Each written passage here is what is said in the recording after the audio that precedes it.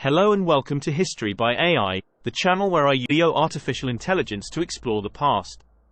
In this episode, I'm going to tell you about the Chernobyl disaster, one of the worst nuclear accidents in history. What happened on that fateful night in 1986? How did it affect the people and the environment? And is it safe to visit today? Here are the facts. What caused the explosion? The explosion was caused by a combination of flawed reactor design and human error. During a routine maintenance check, operators turned off vital control systems, going against safety regulations, causing the reactor to reach dangerously unstable and low power levels. The explosion was caused by a steam explosion, which blew the biological shield off the top of the core, ruptured the fuel channels, and caused graphite to be blown into the air. This led to a second explosion that terminated the nuclear reactions in the core and left a hole in the reactor building. The accident resulted in the release of large amounts of radiation into the atmosphere. How did they clean up after the accident? The cleanup after the accident involved a massive effort by hundreds of thousands of workers, known as liquidators, who risked exposure to high levels of radiation. Some of the main tasks included fire containment. Firefighters attempted to put out the fires at the plant and prevent them from spreading to other reactors. They also used helicopters to dump sand, lead, clay and boron onto the burning reactor to smother the flames and reduce radiation. Debris removal. Workers had to remove radioactive debris from the roof of the reactor building using shovels, bulldozers and remote-controlled robots. Some of the debris was so radioactive that it could kill a person in minutes. Sarcophagus construction. A concrete and steel structure was built around the damaged reactor to enclose it and prevent further radiation leakage. The sarcophagus was hastily built and had many flaws, such as cracks and gaps. Evacuation. About 116,000 people were evacuated from the 30-kilometer, 19-mile, exclusion zone around the plant within a few weeks of the accident. Later, another 220,000 people were relocated from the contaminated areas of Ukraine, Belarus and Russia. New safe confinement. A new arch-shaped structure was built to cover the old sarcophagus and provide more stability and safety for the cleanup operations. The new safe confinement was completed in 2019 and is designed to last for 100 years. Decommissioning.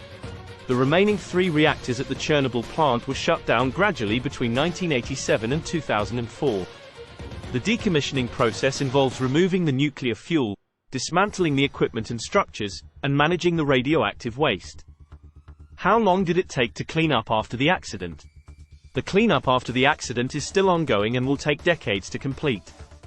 The initial cleanup of the contaminated zone lasted 7 months and involved about 600,000 workers. The construction of the new safe confinement structure took about 8 years and was completed in 2019. The decommissioning of the remaining reactors and the dismantling of the old sarcophagus are expected to be finished by 2023. The radioactive materials inside the new safe confinement will take much longer to decay and pose a threat to the environment for up to 20,000 years. Did any animals survive in Chernobyl's exclusion zone? Yes, many animals survived and even thrived in Chernobyl's exclusion zone, despite the high levels of radiation. Some of the animals that live there include wolves. Wolves are one of the most abundant large predators in the zone, with a population density up to 7 times higher than in nearby reserves.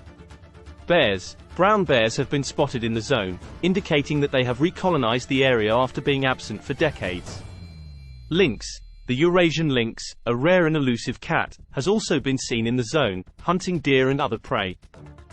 Bison. The European bison, the largest land mammal in Europe, was introduced to the zone in 1998 as part of a conservation effort. The bison population has since increased and expanded its range. Horses. Another endangered species that was reintroduced to the zone is the Przewalski's horse, also known as the Mongolian wild horse.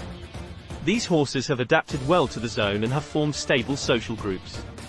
Boars. Wild boars are common in the zone, feeding on roots, tubers, fruits and mushrooms. Some of them have been found with high levels of cesium-137, a radioactive isotope, in their muscles.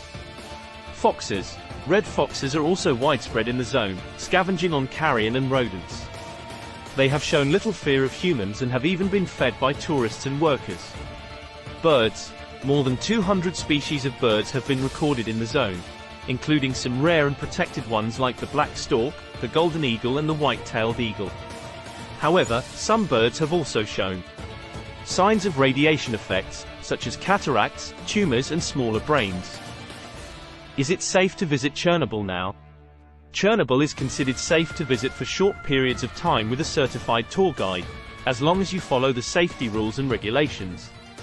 According to the New York Times, radiation levels at the Chernobyl site are within a healthy range, similar to those on a long-haul flight one. However, some areas are still highly contaminated and off-limits to visitors, such as the reactor building and the Red Forest. Visitors should also avoid touching any objects, kicking up dust, eating or drinking in the open air, or taking any souvenirs from the zone. Chernobyl tourism has increased in recent years, especially after the HBO series, but it also poses risks to the environment and the local communities. Visitors should respect the site as a place of tragedy and memory, not a playground or a selfie spot. Thank you for watching. Like, share, and subscribe for more episodes like this one. History awaits, my friends. See you soon.